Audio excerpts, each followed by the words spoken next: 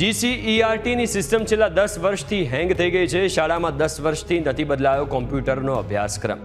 શાળામાં computer course બદલવામાં GCERT નિરસ છે। શાળામાં કોમ્પ્યુટરનો અભ્યાસક્રમ બદલવા માંગ કરાઈ છે।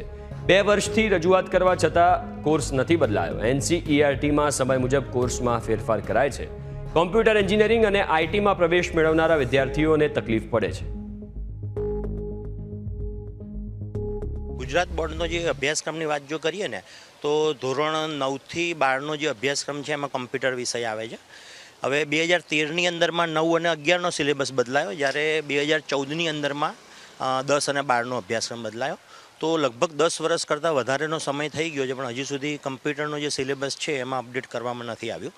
કમ્પ્યુટરના અભ્યાસક્રમની જો વાત કરીએ ને તો અત્યારે જૂનો જે સિલેબસ, કે 10 વર્ષ કમ્પ્યુટર એવું છે ટેકનોલોજીનો જમાનો કે જેમાં અપડેટ થવું જરૂરી છે। અત્યારના સમયની અંદરમાં એઆઈનો જમાનો છે, આર્ટિફિશિયલ ઇન્ટેલિજન્સ છે, મશીન લર્નિંગ છે, ક્લાઉડ કમ્પ્યુટિંગ છે, ડેટા સાયન્સ છે।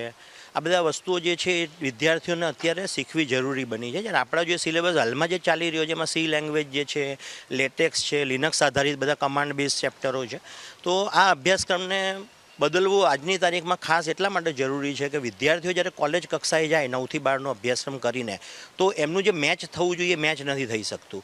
એટલે આ વસ્તુ ખાસ જરૂરી છે મારી દ્રષ્ટિએ, અને ઘણા બધી રજૂઆત પણ આ બાબતે થઈ છે।